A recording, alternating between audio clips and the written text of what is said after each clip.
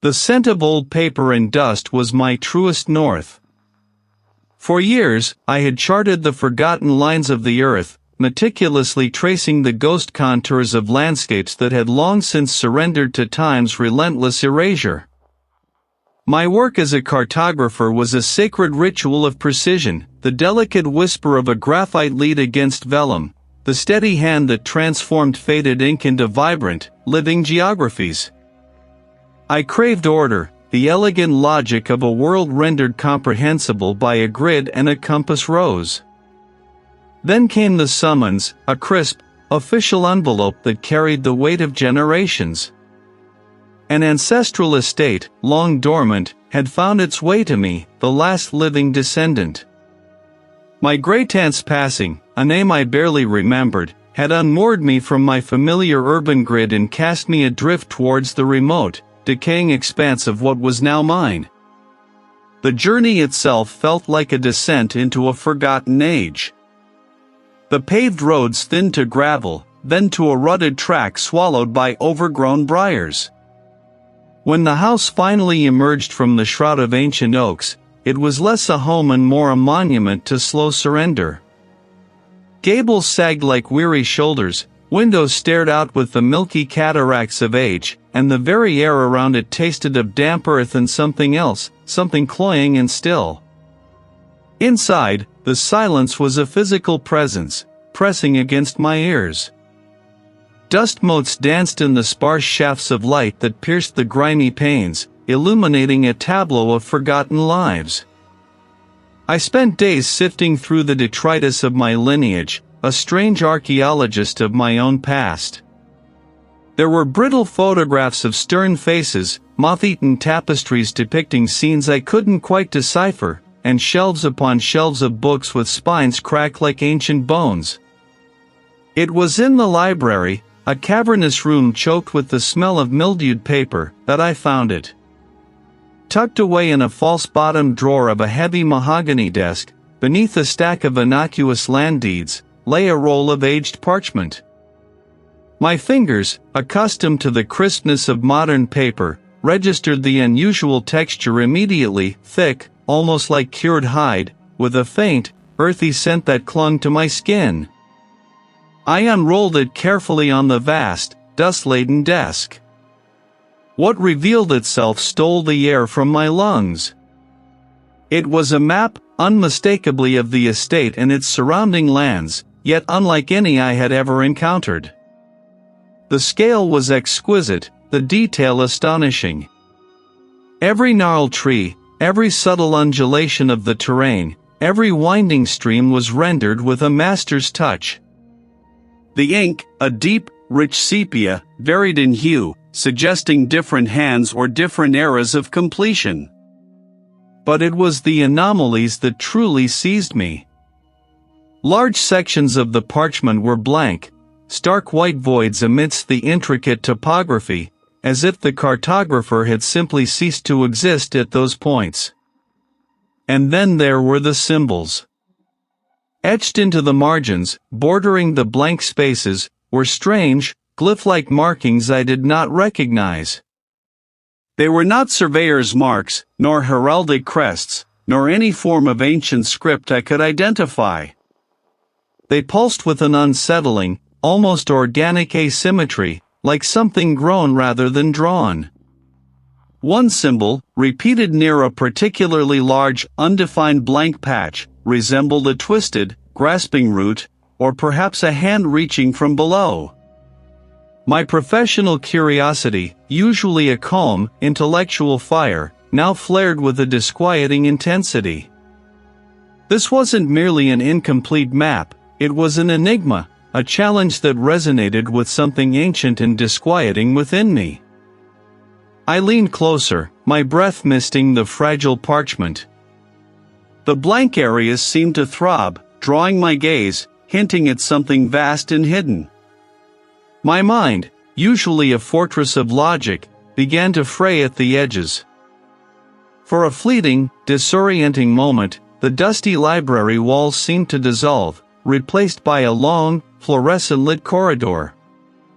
I saw lockers, painted a faded institutional blue, and bulletin boards adorned with construction paper cutouts of autumn leaves and turkeys, utterly out of place for summer. This was a school hallway during summer with wrong decorations, a place utterly alien to the decaying grandeur around me. The vision dissolved as quickly as it appeared, leaving behind a faint ringing in my ears and the persistent, earthy smell of the map. My fingers trembled as I traced the edge of one of the blank regions. What lay buried beneath these charted lands, beneath these unsettling symbols? What had the original cartographer seen, or perhaps not seen, that had compelled them to leave such glaring omissions? The map, an instrument of clarity, had become a harbinger of profound uncertainty, twisting my ordered world into a labyrinth of unspoken questions. It felt less like an inheritance and more like a summons, pulling me towards a truth I instinctively knew I should leave undisturbed. But the cartographer in me, the part that craved completion, was already irrevocably snared. But the map I now held, pulled from the estate's shadowed archive, felt different. It hummed with a disquieting energy, its incomplete lines a challenge, an invitation, or perhaps a warning. I took to the grounds with it, the morning light a pale wash over the estate's sprawling neglect. My boots crunched on gravel paths long reclaimed by tenacious weeds. The ancestral map, brittle and faded, felt alive in my hands, its parchment crinkling with every gust of wind.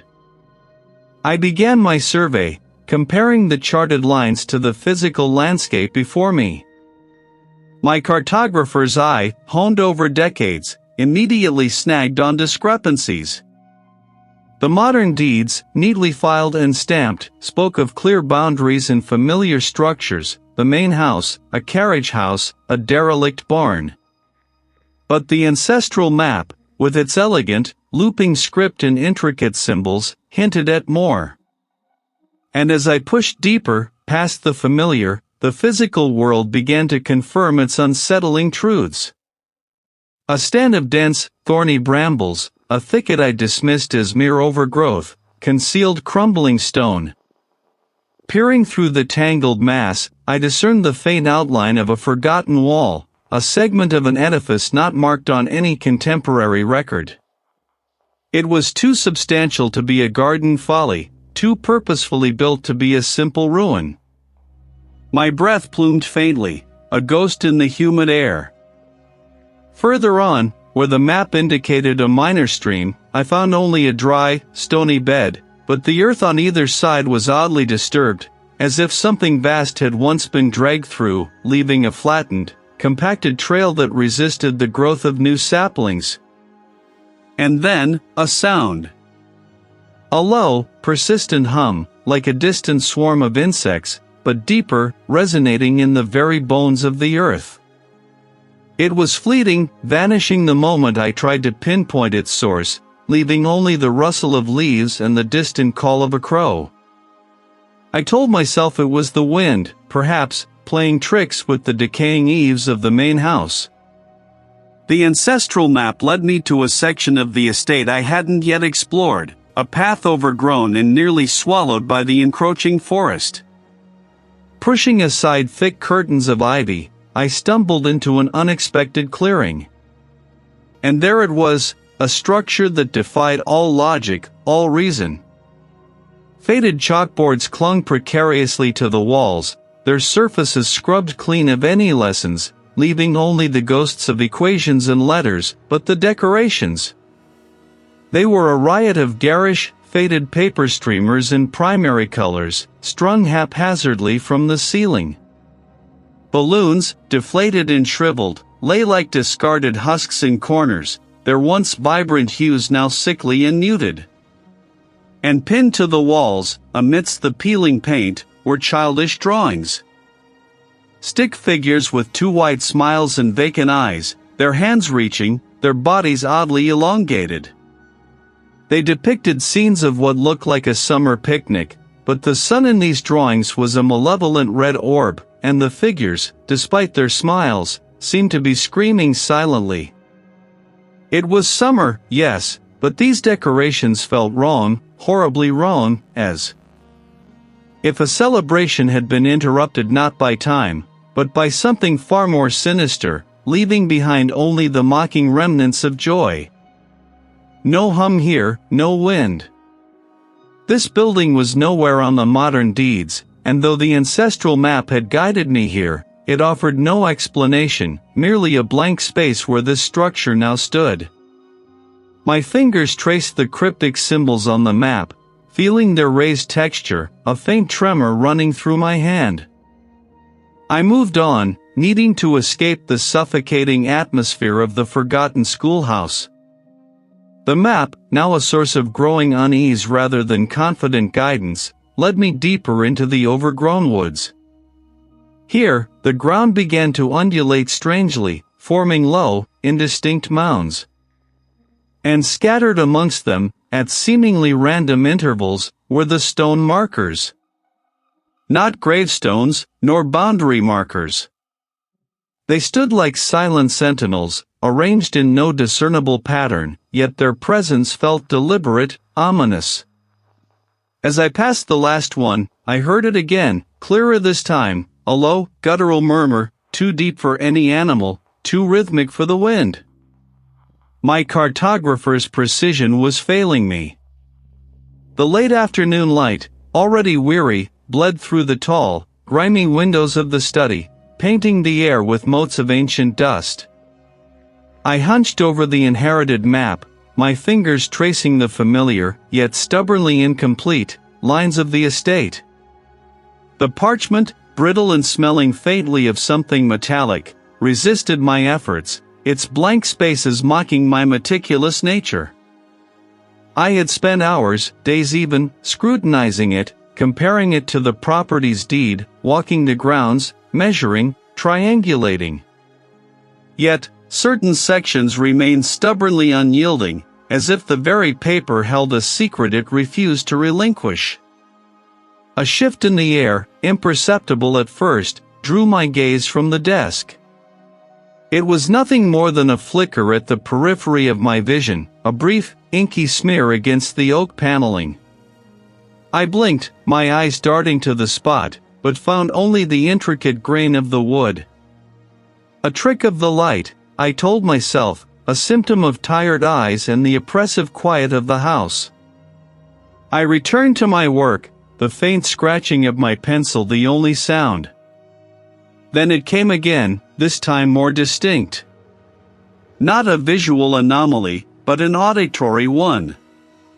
A whisper, gossamer thin, seemed to brush past my ear, a sound like dry leaves skittering across flagstones.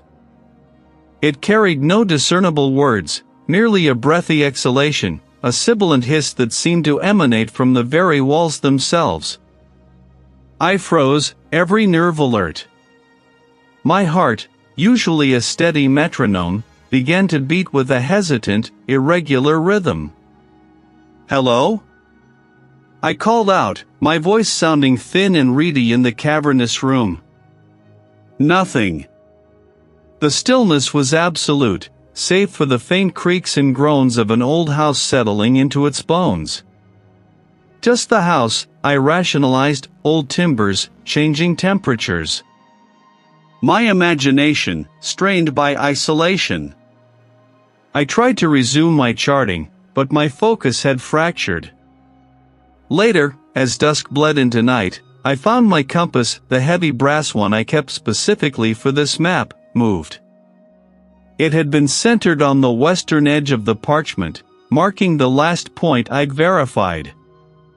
Now, it rested near the southeastern corner, its needle pointing not north, but directly at one of the map's blank, unreadable sections.